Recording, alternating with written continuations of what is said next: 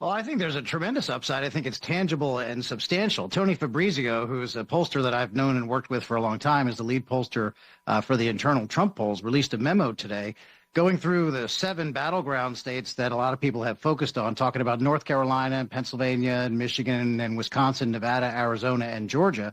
And in every single one of those 7 battleground states, all of these RFK voters, RFK Jr. voters, break towards Trump. Some of them, Trump is getting 2/3 of the RFK voters, and he's getting about 4%, 3% in these states. And in a state like Pennsylvania, where it could well come down to, tens of thousands of votes, a half a point or 3/4 of a point, that may well make the difference in who the next president is. A lot of people have said that Pennsylvania is going to be the key for Kamala Harris.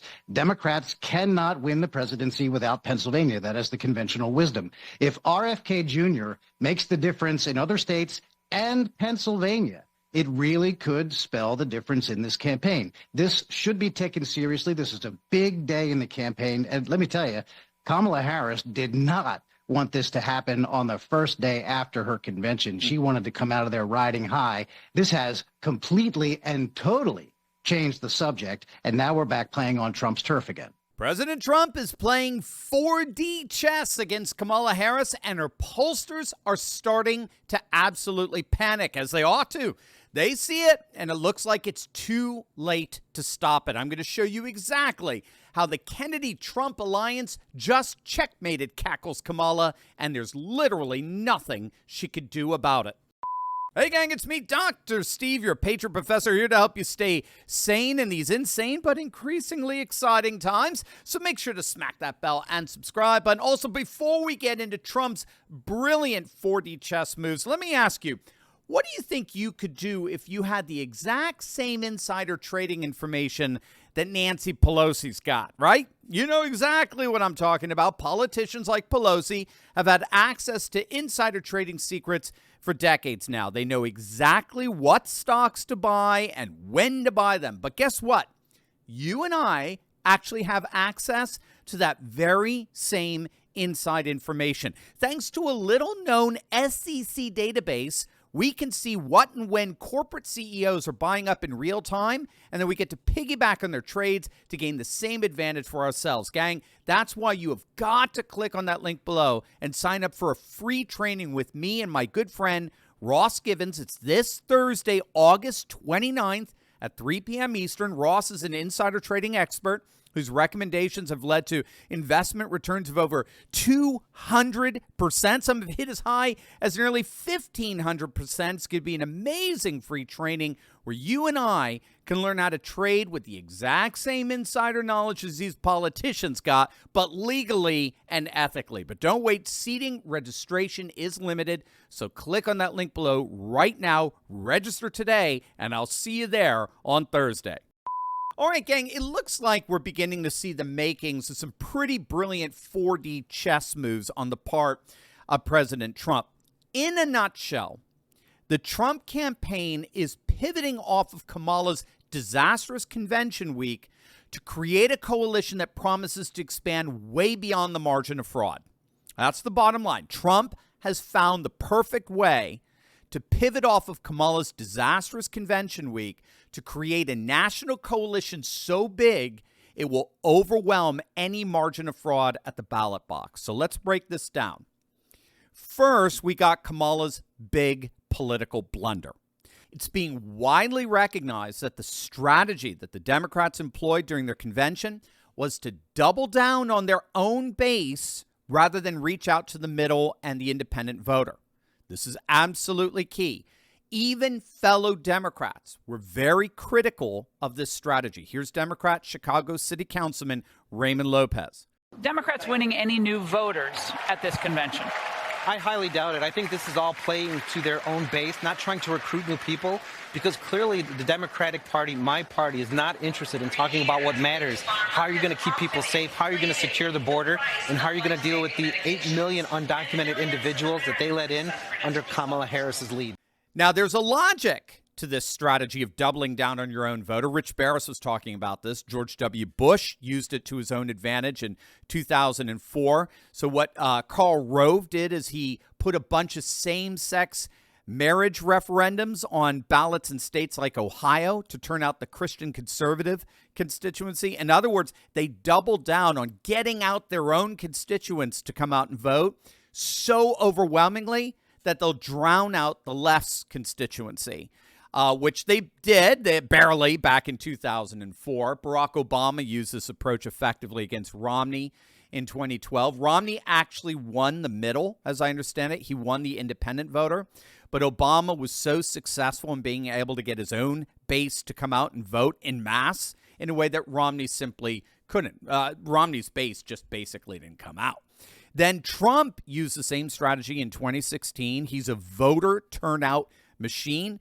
And just like with the Brexit vote in the UK, millions upon millions of people who hadn't voted in years because there was simply no one to vote for, they came out en masse and voted for Trump in terms of a new Republican working class constituency. So the Democrats are banking on the same strategy for Kamala. So during the course of that disastrous convention, they did not go after the middle. They did not go after the independent voter. They doubled down on their own far left base. They spent an entire week going after their own rabid far left base. And so here's the 4D chess move.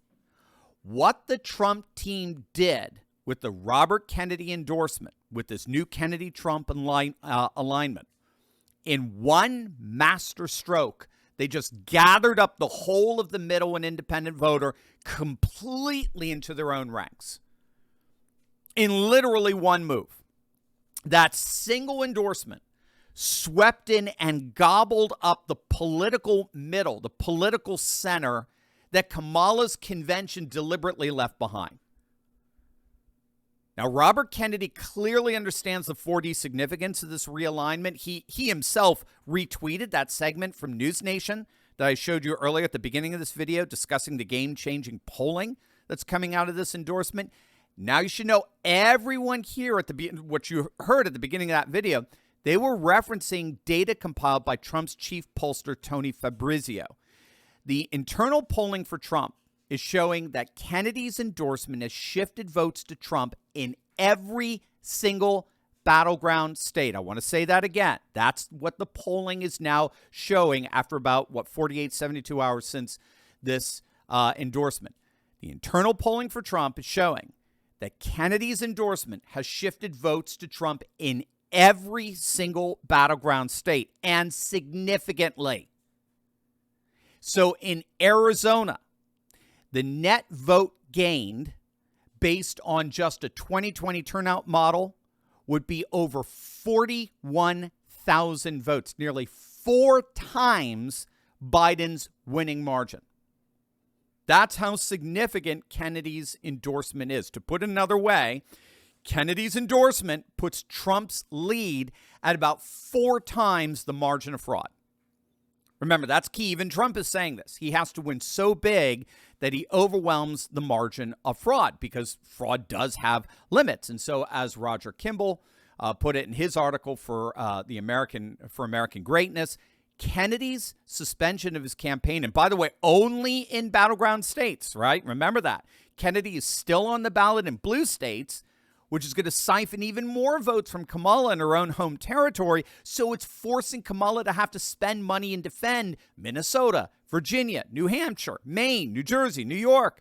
She still has to spend money and defend what should be safe states because Kennedy is still on the ballot there and may siphon off as much as 4 to 6% of the vote, which will be huge in Virginia since Trump is polling within the margin of error. We're going to see that in just a moment. So as Roger Kimball is noting, Kennedy's suspension of his campaign in battleground states and his endorsement of Donald Trump almost guarantees that winning margin, that margin that extends beyond the margin of fraud. And we're seeing that in virtually every single swing state. That is how huge and how brilliant this move on Friday really was. Now, just as a little side note to show you how disastrous the Democrats' strategy is here in terms of their deliberate doubling down on their own constituencies rather than reach out into the middle and independents. The Pennsylvania director for the Freedom Caucus, Jessica Wood, she's reporting today that the Democrats are seeing a 62% drop, a 62% decline in mail-in ballot requests from their 2020 totals in the key swing state of Pennsylvania.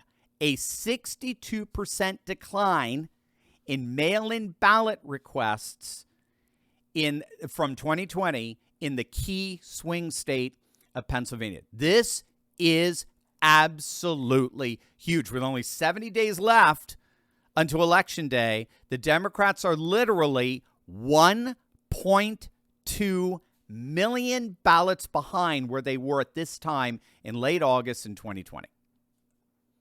Now, as if all of this couldn't possibly get better, Robert Kennedy teased over the weekend that President Trump is indeed preparing to make a series of announcements that other Democrats are about to join his campaign. Check it out. Campaigning actively, I think President Trump is going to make a series of announcements about other Democrats who are joining his campaign. And I want to make America healthy again, and so does President Trump. So. And again, perhaps as a teaser for that, even Dean Phillips, who ran against Biden in the primaries, and he's actually the rightful heir to the nomination, the Democrat nomination seats. He actually won some delegates going into the convention, unlike someone else who was merely selected by this quasi-Politburo. But even Phillips now is openly talking about his willingness to serve in a Trump administration. Now, again, we talked about this in our earlier video today, our first video, so you definitely want to check it out. Don't get too hung up in the ideological differences that we obviously have with Democrats. And that's because this is not an ideological realignment. Obviously not. Ideologically, there's a significant difference between Trump and Dean Phillips, as well as RFK Jr. for that matter. This is not an ideological realignment. This is an identity realignment. This is a realignment among politicians who are openly identifying with the people as over and against the corrupt permanent political class. If we do not stop the deep state, if we do not crush the permanent political class, whatever ideological victories we get over the next 4 years will be wiped away with another pro-deep state, pro-establishment administration coming in the future. So the key here is we all have to band together and first and foremost take down, dismantle the deep state and the administrative state and the permanent political class. So this is the 4D chess that Trump is playing here.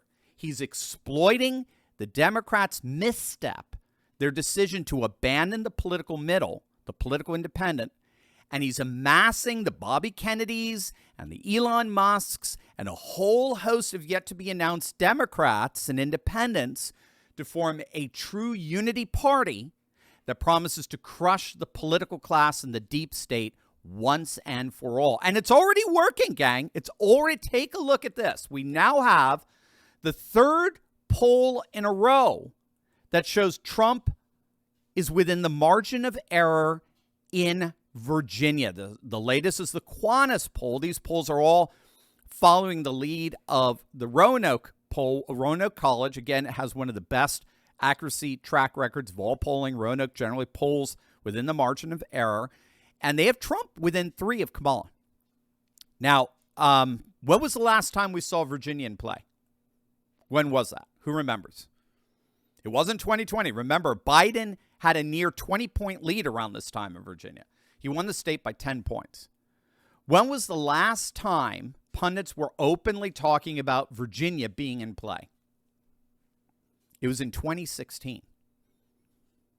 It was in 2016 when Trump ran a rout on all of the battleground states. In other words, Trump cannot be within the margin of error of Virginia, like we saw in 2016. Virginia cannot be in play, while at the same time, Kamala has any shot at any state like Wisconsin, Michigan, and Pennsylvania that have significantly more Republican voters than Virginia. It's really that simple. That's how you cross-reference these polls. If Trump is pulling within the margin of error in Virginia, he is running away with it in states like Wisconsin, Michigan, Pennsylvania that have significantly more Republican voters than in Virginia. And then keep in mind, again, to make it even sweeter, Trump always outperforms his polls. Upwards of about 5%, 4 or 5%. That was the case in 2016, was the case in 2020, and we have every indicator it's going to be the super case here in 2024. So when all is said and done, this Kennedy-Trump alignment appears to be checkmating the Democrats in more ways than we ever imagined.